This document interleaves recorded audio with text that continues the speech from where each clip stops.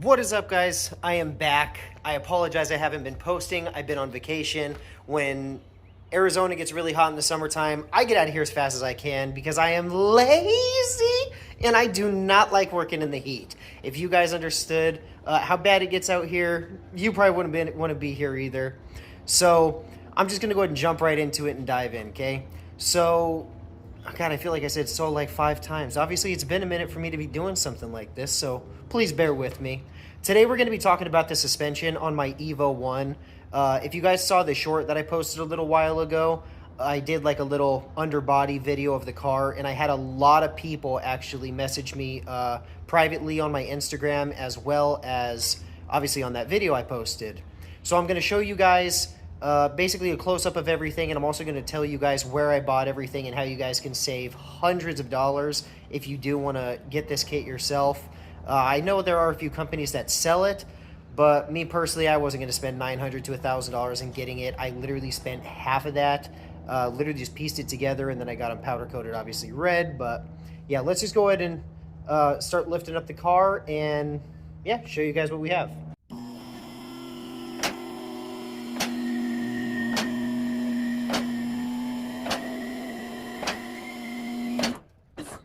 Alright guys, so let's go ahead and start in the back because I feel like there's a lot more going on back there than there is anywhere else.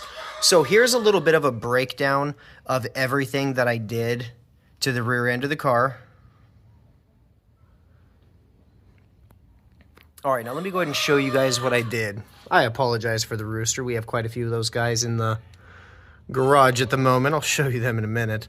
But as you guys can see, we have fully adjustable rear control arms. I did use silicone CV axle boots. I just have factory regular stock Sportline LE springs. As you can see, I have Bilstein B8 shocks. I am using StopTech stainless steel braided lines, as well as S124 sway bar end links. I almost said bushings because obviously I was looking at the bushing. As well as a 2.5 16 valve sway bar. So if you, I know these sway bars are extremely hard to find. They're very, very rare. I feel like I was kind of an idiot and I overpaid like crazy for it. But if you guys ever want to have this same style upgrade, or you guys want to do something like this, you can get one from a W208 CLK 55 AMG. If I'm not mistaken, the stock sway bar size, at least on my car, mine was a 2.6. Obviously, it was a Sportline LE, so it was supposed to have a little bit of a better upgraded stuff, but it was still 13 millimeters. If I'm not mistaken, now it's 19 millimeters, so it's way, way bigger than stock. I mean, if you see the thickness of it compared to, I mean, it used to be like the size of a pencil, so way, way big upgrade. Same with these, by the way. I'm going to go ahead and write down the size of, like, the length of the bars right here on each one of these, so you guys can have that. And if you guys do want to save yourself a bunch of money instead of buying somebody else's kit, I personally got these from a company called Speedway Motors. Now, I am not sponsored by them in any way, shape, or form. I'm actually going to try to find all the part numbers for you guys. So if you guys do want to get it yourself, you can. I personally paid, if I'm not mistaken, it was quite a few years ago, but I paid about $430 for everything. I know the price has obviously probably gone up a little bit since COVID and all the other fun stuff that's been going on. But yeah, no, you basically just get these bars right here. When you get them, they're going to be gold. You're going to need to get a left hand and a right-handed thread nut. Obviously, you're going to need to get your ends, and then this right here is the only special one that you're going to have to get. But again, I'll try to post links for it if I can find everything. I'm going to try to make it as easy as possible for you. But yeah, that right there is pretty much that setup. Same with the Bilstein B8s. They're really, really nice shocks, I'll tell you that. But they are a little firm. And with the whole setup that I have going on back here, I'm not going to lie, for the street, it's not that comfortable. It's It kind of sucks. I'm not even gonna lie to you guys.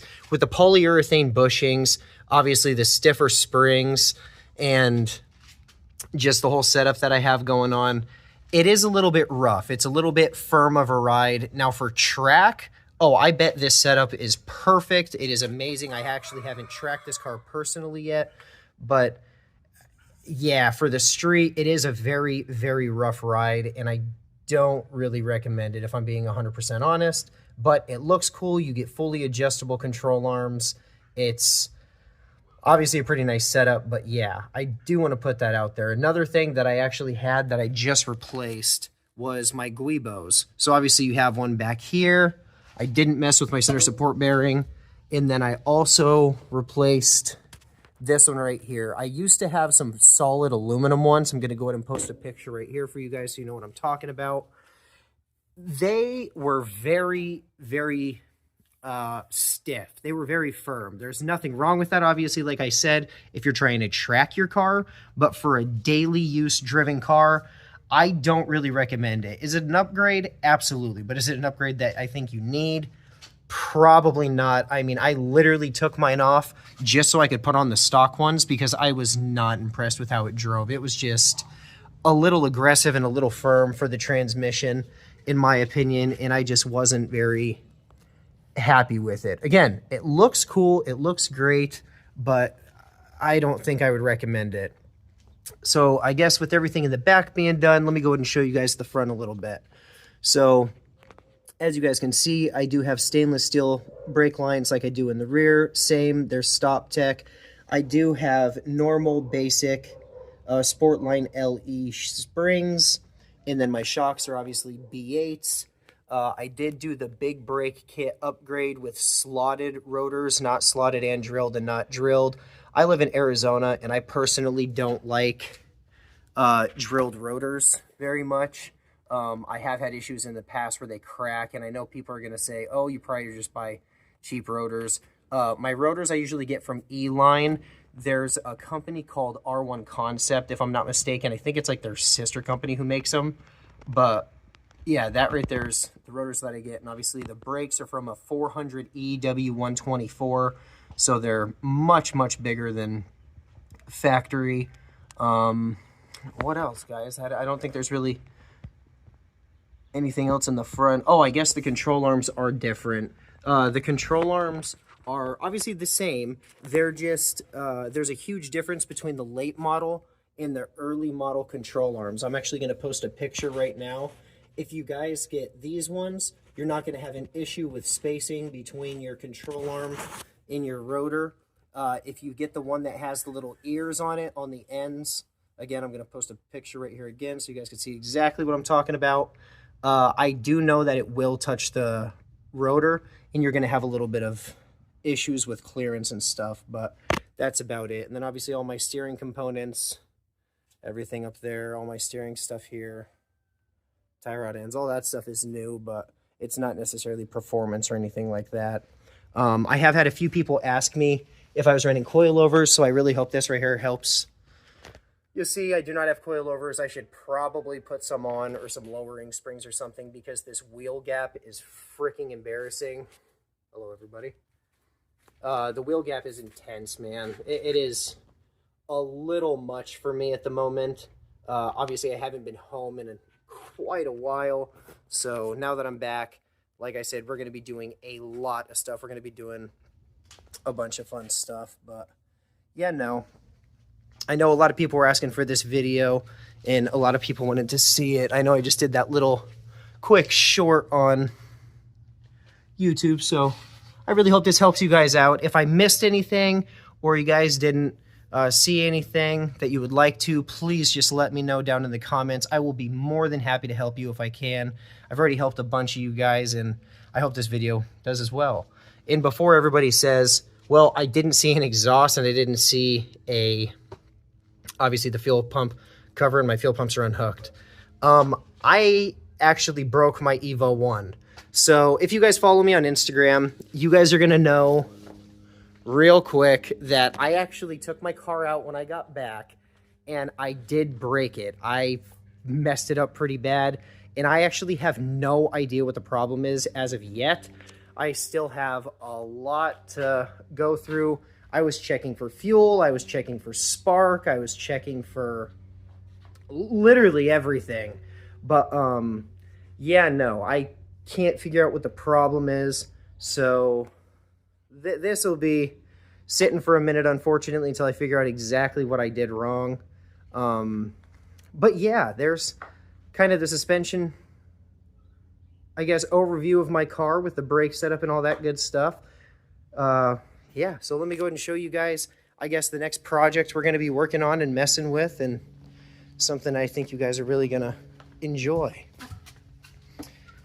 So if you guys know, I do have this Sportline LE as well, but this one is a little bit special. This one doesn't have the same interior as mine. It does have full black. Obviously, there is the red piping on it, but it doesn't have the red inserts here or on the headrests.